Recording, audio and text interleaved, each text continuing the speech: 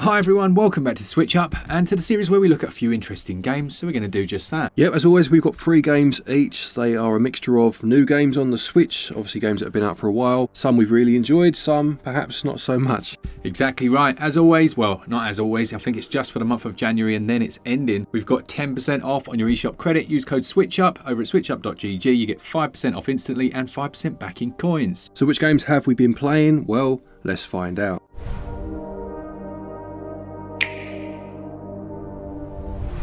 This episode was sponsored by Survivor Castaway Island from Microids. If you've watched the TV series, then you're familiar with what takes place. You choose one of 2 tribes and one of the contestants, each of which has their own backstory, and then you try and win the contest. The aim of the game here is to be the last person standing and help your tribe to reach victory. Now there are a number of different challenges, things like building rafts, a huge tug-of-war battle, and you can also go around the island between these challenges, scavenging for wood, trying to catch food with a spear, and also bending the ear of your teammates so they all absolutely love you, and then when any decisions come up or there's a vote, your safety is guaranteed. There is also multiplayer here as well, so you can join some friends and play some of those mini games together. The game retails at £24.99 and there is a physical available as well. As I say, it has 1 to 4 player offline multiplayer, 611 megabytes to download, and if you're interested in checking it out, I'll pop links in the description.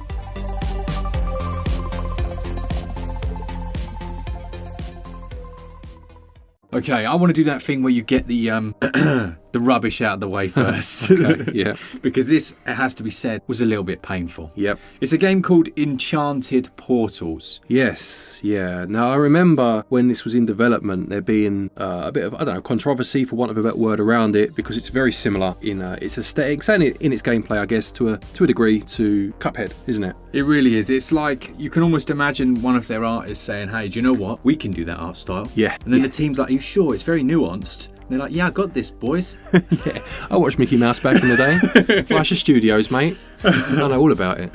It's pretty badly done, isn't it? It is, and it's a shame because the controversy aside, yeah, you know, you think, well, okay, well, you know, it's clearly been, or it's clearly copied something else, but is it decent still? And it just isn't. No. It's just not very good, and it's a shame. Yeah. Yeah. So you have with Cuphead, you'd have the open world island. You know, you go around, choose your stages, choose your boss fights. Here it throws you right in at the deep end, which again is fine. It seems almost like a tutorial first stage. You can switch between 3 different types of bullets, and then enemies have different colours around them. Again, borrowing that kind of idea. Yeah. But it doesn't work very well. No, I mean, Cuphead had a tutorial, didn't it? That you kind of walked through, literally, you know, you walked through and then the game started. This one, as Mark said, it kind of throws you in. It's not overly clear what it's telling you at times. So, you know, your button to switch bullets. I mean, you know, it might just be me, but at first I didn't actually realise the bullets affected different enemies. It is colour-coded. I could blame my colour blindness perhaps, but it just wasn't very clear.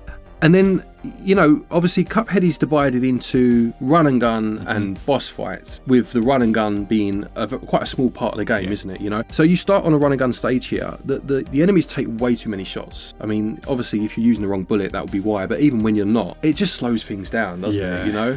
I wonder if it's the same team that there was a team that basically copied or tried to copy Hollow Knight to the same result. You know, they took one element of it, tried to do that.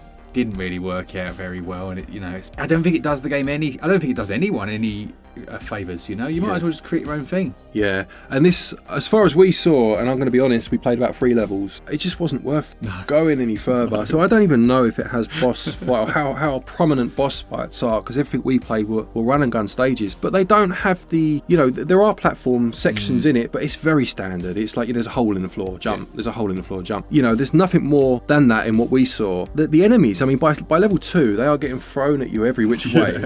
And a lot of them were ghosts that you seemingly couldn't kill. Again, some had the colour coding behind them and you could kill them, but some you couldn't. And there was a section, hopefully we can show it on the screen, where there were about 4 ghosts in a row and they didn't have any colour behind them and they didn't seemingly die when you shot them, and you had to jump over them, and it wasn't possible to jump that high or to get that kind of air time to stay out of the way long enough. It's just a very confused game, isn't it? You know, it wants to be Cuphead, but it wants to do its own thing, but its ideas aren't strong enough to carry it.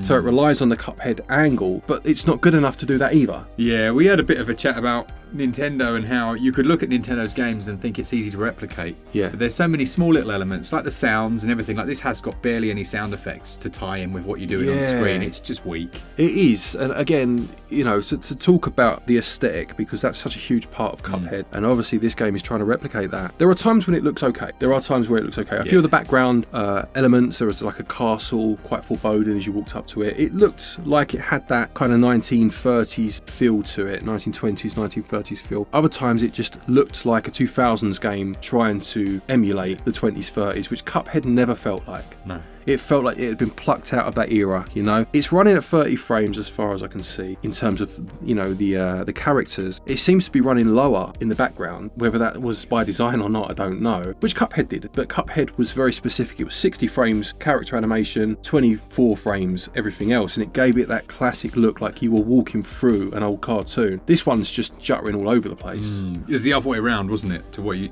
exactly as you said, but the other way. Desecrated. No, it was the other way. If you watch the backgrounds, no, the backgrounds were 24. 24. Characters were 60. So everything in front of you was lovely and smooth. Right, okay. But if you watch the backgrounds, like waterfalls, you'll see them, you know, moving at a slightly slower pace, and it gave off that idea of being in a cartoon. So the character movement was 60. It was 6 lovely. So it's how it felt. So obviously when you're doing the shooting, it was very responsive. Right, okay, I didn't realise that. I always thought it was the other way around. No. But yeah, that makes sense actually, because if it was the character, it would feel laggy. Exactly. Yeah, very good. Yeah, so as you can probably tell, it wasn't the greatest start for us today, sitting down going, oh, this looks interesting. Oh. Yeah, I wasn't expecting the world. I was just expecting them to do a more competent job of copying something than they did. Even, there's like, you walk through a door and then it goes to a still, so it's not even animated. But it looks like the framing of the characters, you know, the outline, the black outline is so prominent, it looks like a colouring book that they've just coloured it in and then taken a picture of. You know what I mean? It really does. It's not great. It's not good. It feels like if AI made Cuphead. Yeah,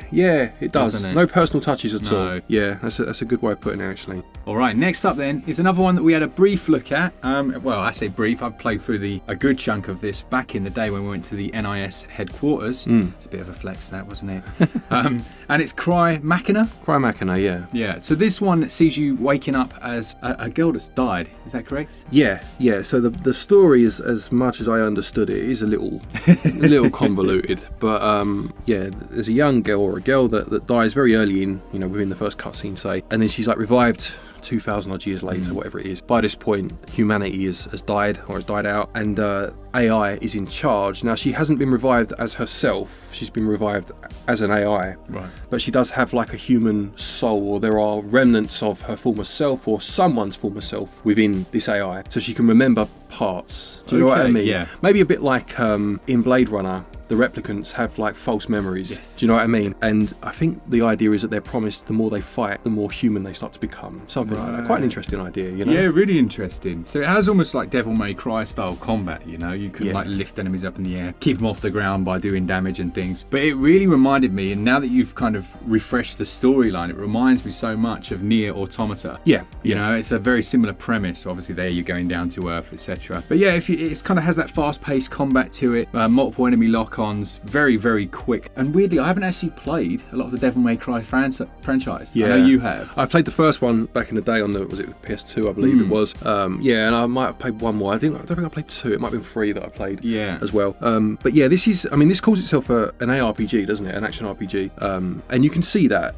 in some respects, but it's so fast paced that it does start to feel more, as you say, like an action game. You know, whilst it does still have that RPG element to it, it doesn't restrict you as much as some ARPGs do. Yeah, exactly right. And it does also have a bit of a focus on platforming as well. You can like jump over scenery, jump gaps and things like that. It's one that I think might be worth kind of a late review, like we did with Palia yesterday. Yeah. I just think it's that interesting. It wasn't covered. Perhaps a late review is the order of the day. Yeah, I believe at least it's the development team behind a couple of other similar games. Crystar being one, Caligula Effect being the other. Now, I think it's fair to say some of these games are a bit Marmite. Yeah. Do you know what I mean? They have elements that will really frustrate some people. Some people will love it. So they do seem to have that stigma, is that the right word? You know, around them in terms of their development style. Just something to bear in mind, I guess, you know? Yeah, 'cause I think Crystar, I've played a good chunk of that. That's a good game. Yeah. The Caligula effect, didn't it try and copy Persona? I'm sure that Jace reviewed that back in the day. Didn't it copy it and it wasn't very good? Yeah, there are two, I think, on the Switch. Right, okay. Obviously, the first one and its sequel. Yeah, it has that Persona vibe to it, for sure. Just a bit plodding, I guess, for some people's tastes, but then that's the whole Marmite idea, isn't it? That some people will think it's great. So I think it's just something to bear in mind about the development team. I don't think they're shy in making their games, you know, like putting their colours to the mast and like, love it or hate it, this is our game, you know? Yeah, fair enough.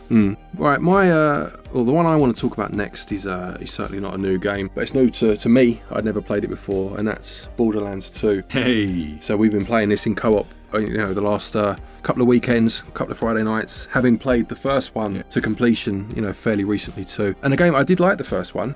I did feel it started to outstay its welcome a little bit. Yeah. Do you know what I mean? Like towards the end, maybe our fault to a degree, because we weren't focusing just on story for a lot of it, and maybe we just, you know, over-egged the pudding in that respect. But it didn't. The thing that frustrated me is everything leveled up with you, so it didn't actually make much of a difference, did it? We might as well just done the story bits.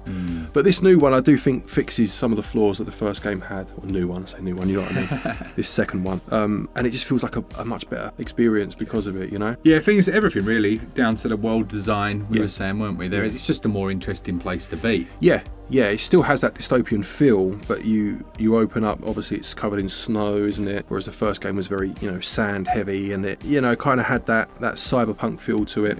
But it just, I don't know, it started to look very brown by the end, didn't it? This one, just that slight change to environment really did help to refresh things. And there were a few little nuances and quality of life upgrades in terms of how you shoot your guns and how you manage your inventory, things like that I just think elevated it so much past its predecessor. Yeah, having more of a focus really on elemental damage and stuff like that is useful. You can actually go in feeling, like Glen said, like you've actually got some power behind you now. Yeah, that's a good point. Some of the weapons in the first game felt like pea shooters, didn't they? Blink. Yeah, they did. Whereas this one, you felt like you were packing something worth using. Yeah. If you know what I mean. Bro, come on. That was calculated. Good game. I do think, like the first one, by the end of it, we will be like, yeah, okay, we're ready for this to move on again. And it does they make the same mistakes a lot of the times in terms of things like missions where you've got an area and you've got to have like the vehicles and destroy them. Yeah. You know, and then they don't respawn and you actually have to go to another area. At least, you know, there is that, but it does sometimes feel like almost the mission's broken. Yeah, and just little things like, and I don't think this will change if we played the third one, I'm pretty sure it'll be the same. Things like, for me at least, you know, you're given so many weapons, they throw weapons at you like they're going out of fashion. You only have a finite amount of space. Yeah. I just find it difficult, like the way it presents the damage isn't clear as to what's better than what. I know it's a personal choice, but I kind of just end up after an hour thinking, oh, sod it, I'll just go with what I've got until I'm literally doing no damage, and then I'll pick something else up. You know, if they could just find a way to fix that so it just felt a bit more worth your time looking through the weapons and picking the ones out, maybe to a layman, let's say that, because I'm not big on first-person shooters. I think I'd enjoy that side of it more. Yeah, I think, if I remember rightly, because one of the things that annoys me about this game, and it always has done since the first, and then obviously there was one in the middle that we didn't play, the pre-sequel. Oh, the pre-sequel, yeah. It's that part of it is about that loot and getting the loot, and obviously it's a multiplayer game. Having someone run along and steal the best gun and then run off down the shops, you know, with their pockets overflowing, it's quite annoying, and there's no way of saying, hey, look, just wait a second. Yeah. You know, can we all have a look at these? But in the third game, I'm pretty sure you can change the way that loot is handled. Right. So that it's more fair. Okay. Yeah, that's a good shout. I mean, on one hand, that's not the game's fault. No. That's the Wally that It's keeps the nicking all the humans, stuff. isn't it? Yeah. But if there'd have been a fairer way of sharing out Yeah. what you get as a reward or what have you, then that would have been nice. But if that's something they have fixed, I'm later sure on, it is. I mean, you'll have to let me know in the comments. I'm pretty sure. Right. I'm sure, because I was booting up the Switch version of 3, and I'm sure it said, do you want the traditional method or the new, you know, equal split? Fair enough. Give me an equal split. Come on. Yeah, good game though. I mean, I've been enjoying it. Yeah, I not, like I just said, I'm not massive on first-person shooters, but this series is it's enjoyable. I like it. Okay, next then, I'd like to talk about about the latest patch for Mortal Kombat 1, which has just come out. It's actually 1.1.0, and I know this isn't an all patched up episode, but it's interesting enough, and I don't know if I'm going to have time to do a dedicated video on it. Now, you probably know as much as everyone and everyone that's listening, when the game came out, it was a little bit rough around the edges, that's fair to say. Yeah, it was a bit janky, let's be honest. But then the Mortal Kombat 11 did the same thing, didn't it? And then they patched it and patched it and patched it. Yes, yeah, it did. I mean, I seem to remember when 11 came out on the Switch, the biggest issue people had with it wasn't so much the way it looks or its performance, which was actually pretty good as far as I can remember right off the bat. It was more the way that the crypt had been handled and how you had to pay for a lot of what was in there these days, whereas back in the day it was more through progression, natural progression. I'm pretty sure I'm right in saying that, but I don't remember a huge amount of controversy about its look. People just accepted, you know, you can either have it and it looks like this but it runs well, or not have it, and quite a lot of people were happy to have it, you know. Definitely. I think the issue here in terms of performance, the main one, were the load times. You could wait like 2 minutes for a fight, and in a fighting game where you fight for 30 seconds per round, waiting for 2 minutes was a real pain in the posterior, but they have actually fixed that now. Yeah, well, that's good to hear, because the performance was good on 11. And I think that's probably why people accepted it. You know, it was very blurry, especially in handheld mode, but as long as it's running at 60, you take it, you know. So you're going to help me with this. So one of the things that the PlayStation patch fixed was a desync issue, and it's relating to the online. I'm guessing desync is desynchronization when you're playing online with someone else, and it loses that synchronization. Does that make sense? Yeah. From my understanding is it doesn't actually fix that. So that's something to bear in mind if you're an online player. Yeah. That's a concern, isn't it? It's better than it was, but you will still get that from time to time. Aside from the load times, then what does it, in terms of just general performance? Again, but the problem is, I forget the name of the studio that's doing this, but they went from in 1.7 telling you what they've done. You know, we've done this, and then just going silent. I see. So you have to kind of try and work it out yourself. I do think there are some tweaks to visuals, but then at the same time, I've already seen a lot of the same stuff that I saw before, flickering textures and stuff like that. So you don't really know. It can be placebo. You know, you go in and go, this is better. The only one that the only one that really counts are those load times. It's so much better than it was that it's actually playable. Yeah, I mean, it's a shame. I'll be honest, I have bought this. It was on sale round about Christmas time, the physical I'm talking about, for a good price, you know, irrespective of some of the faults, to the point where I was like, I'll grab that. And it's gone up since, so I'm quite happy that I did do. And as far as I can see, certainly physically, I don't know about a digital version, but it's not on the PS4. Obviously, it's on PS5. I haven't got a PS5, I've got PS4. So for me to play it and own it physically, this was my only option. Do you know what I mean? But I haven't played it yet. I was waiting for it to fix itself, and then I'll give it a go. But I do love Mortal Kombat in general, obviously, but I do love what 11 did. Because the story was starting to get convoluted again. It's weird with Mortal Kombat, they can't help themselves. Because you had the original timeline, which ended in Armageddon, like quite literally, and it was just brilliant. It was like mind-blowing. Like, where have we gone? What are we doing? And then they rebooted it with, was it Mortal Kombat 9? I think it was colloquially called, which basically took the first 3 games' story and merged them into one. So it started with the Armageddon storyline with Raiden seeing a flashback of what's going to happen. Sending a flashback of what's going to happen to his previous self right at the start of the first game. And then that influenced him to do certain things that kind of caused the events of the first game. So Raiden was almost responsible for what was happening. But it was very clever.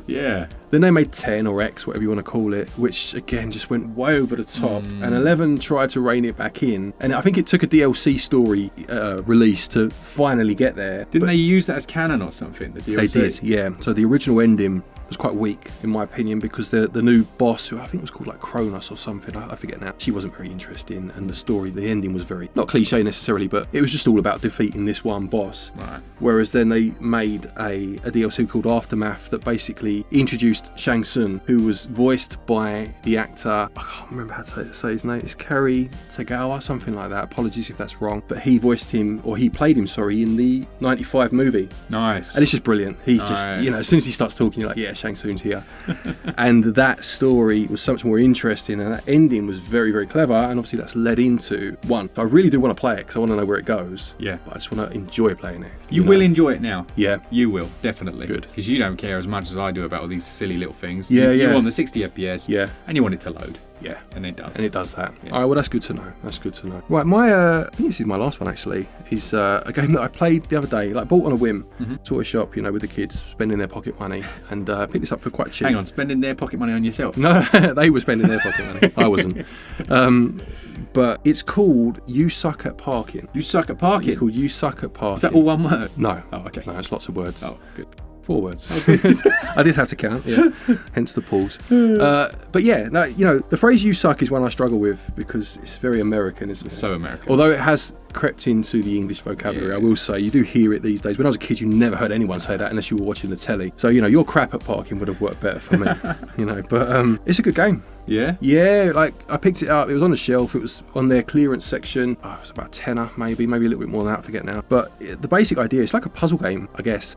And it sounds so simple. And when you first load it up, you're like, okay, well, what am I going to get here? You basically have to park a car. Right. Into a car parking space, like 2-3 times per level. There's a certain amount of car parking spaces that you have to park in. Yeah. So it's quite zoomed out, top down. If you think in terms of controls, like something like Super Off-Road, where you almost have like that isometric way of going around corners and swerving. Do you know what I mean? Yeah. But it controls fantastically well. If it didn't, it would be a dud. Right. If it didn't get the controls right, it would be rubbish. But it does, and it's really good because of it. Because you can't reverse. Okay. You can only accelerate and brake, and you basically have to go like breakneck speed, swerving around corners into this space and then brake. Nice. In the space, and if you overshoot it, you fail. And obviously it gets more difficult as you go on. They start to introduce hazards. There are like huge fans, industrial fans that will blow you off course, but sometimes you need the fan to blow you off course to reach a little island where there's one of the parking spaces. Okay. You have to try and keep momentum whilst being blown out the way to get into the space, but then stop in time. Little things like that. Who makes this? I can't remember. Yeah, I don't think I've ever heard of it. No, I think I'd heard of it. Like on the eShop at some point, but not giving it much. No, physical. I'm surprised. Yeah, and it's like a complete edition. It's got DLC included and what have you. Really fun game. Like a little. It's one of those. I'd class it as an addictive game. Yeah. But not one that you'd play for like hours at a time. More so, you'd play it for half an hour, have your feel, but the next day you're thinking, I quite like that game. I'll play a bit more of that later. You know what I mean? One of those. Really good. Really fun. And as long as you're on board with the premise, because it's very, very simple. Right. But it's very cleverly constructed, and the controls are just spot on. And it's funny because when I bought it, obviously it's the middle of the day, the kids are about, so you can't play it yet. And I just out of interest or curiosity looked on Metacritic to see if it had got any scores. And on the Switch it hadn't. I think on the Xbox it had. And I quickly read one review, just the overview, Yeah. And it said the controls were bad. And I was like, oh, they're not. They're great. They're exactly what they need to be. You feel in complete control all the time. Right. And if you fail, it's your fault. I mean, don't get me wrong, something will happen that messes you up, but that's the challenge, isn't it? Yeah. You need to try and re-correct yourself, overcoming those challenges. Yeah, I mean, maybe one to either try and find that physical or wait for a sale on. I wouldn't spend lots of money on it. Yeah. But I'm having fun with it. Lovely. Nice. All right. Well, the last game we're going to talk about then, and I'm trying to remember the name of it. I think it's Knights of the Rogue Dungeon. Right. Now, I played this for the new little series thing that I made about basically one really good game on the eShop and one really terrible one. And this was the really good game. It reminds me of, is it Peggle? Cubert. Cubert, I was just about to say, looking at it, yeah. Cubert, that's it. It's basically like a roguelite version of Cubert. Yeah. What is nice is that you do, after like the 6 or 7 stages, unlock the next full level. Okay, yeah. So there is that progression as you gradually work your way through. You've got your little characters. You've got an upgrade shop so you can change the amount of lives you have and stuff like that. But in terms of gameplay, it's really very addictive. And it has just that simplistic control scheme that we were speaking about the other day, I think, in some of the classic games that we're playing at the moment. You almost need the D-pad. Yeah. You need that D-pad. You need like the down to be that direction. When you press right, you kind of go up. And once you've learned that, it makes it really easy. If you try and use the analog stick, it can be it just gets confusing. It's not precise enough. No. Yeah. It runs at 60 frames per second. You've basically got to turn all of the tiles light. Yeah. So you just go around, make all the tiles light, collect some coins as well. It's got a lovely soundtrack. Like, really makes you feel like you're back as a kid. You just booted up your snares or whatever it be. Yeah. There are little power-ups as well, so sometimes it takes a lot of those elements, like the Pac-Man of being able to turn on the enemy and stuff like that. And it's just easy. It's just easy to pick up and play, and it's the best of roguelite, in my opinion. Yeah, I mean, Cubert was one of my favourite games as a kid. I had it on the Commodore 64, I'm fairly sure I'm right in saying. Yeah. And I loved it. It was so simple, but so clever. Yeah. And again, addictive in terms of just trying to do each level. And obviously on the Commodore, I mean, you could, I can't remember now, could you use the keyboard to control it? Maybe, probably. But a lot of the time you plugged in a joystick, didn't you? And they were those, remember those joysticks, yeah, man? I do. They were like, you'd break them after a while. They were so rattly, but you got by with it, didn't you? You did. But now trying to play it with that analog stick, it just wouldn't happen, would it? You know? It's not. It's very enjoyable. I mean, I put it in that video. I didn't expect, to be honest, I didn't expect a huge amount from it. I mean, you didn't hear it there. I just let Glen play a little section. With the soundtrack, it's one of those that you're just there tapping your foot to, you know, really gives it a sense of, I don't know, a sense of something that's a bit bigger than itself. Yeah. It's lovely, really, really melodic. So yeah, that went in the video alongside a piece of absolute trash. Right. And I would highly recommend people checking this out if they're after a little pick up and play arcade game. Yeah, there was another one. I'm going to have to flash it up on screen because I can't remember the name, but again, you know, a Cubit clone. That was a decent game, and that goes on sale for pretty cheap. I mean, that, from what I've just seen of that, very quick scene of that, that's obviously developed the idea much more, you know, it's broadened it out. But yeah, they're just very fun. Cubit was great back in the day. You know, you had Pac-Man, you had Cubit. Quite iconic characters, and Pac-Man's still about. Cubit's kind of fallen by the wayside, which is a shame. It's funny because I never really played Cubit back in the day. I think I remember seeing it once on either the Spectrum or the Amiga. Yeah. And I just couldn't get on board with it because, like, you know, we're looking at 60 frames per second game now. I seem to remember that being quite smooth, but still it wasn't quite. Yeah, you need the because when you play Pac-Man, I can't obviously speak with any certainty, but almost all versions of Pac-Man, as soon as you press go or up, left, you'll go up, left. Some versions of Cubit, I think, you know, you'd be pressing left, down, and it will take a second for the jump. Yeah, yeah. And that latency, that lag can cause you to die, because obviously you've been chased by enemies on the stages, aren't you? You know, and that can be quite frustrating. And obviously back in the day, it's not something you necessarily notice so much, but these days, you know, I think Pac-Man just holds up a bit better in its original form. So it's nice to see actually people taking that Cubit idea and, you know, reinvigorating it, re-releasing it. Absolutely. Alright, so that's it for our interesting games this week. As always, let us know your favourites down in the comments and we'll have a little read. Yeah, we will, absolutely. Yeah, it's always nice to see which games you've been playing. As we said, they don't have to be new games. Some of these obviously were, but just games that you found interesting for whatever reason, let us know about them. Don't forget, as Mark said, there is that link down there to our website, switchup.gg, if you are looking for any eShop credit, obviously eShop cards. The 5% instant discount will disappear soon. The cashback 5% will remain, so it's a good time to pick up any that you need. And there's also a link down there to Play Asia if you're looking to import any games. Again, use the link, use the code stated, and you get yourself 5% off your order from there. A quick thank you to our patrons and our channel members for your continued support, and to each and every one of you for watching our videos. Take care, and until next time, happy gaming.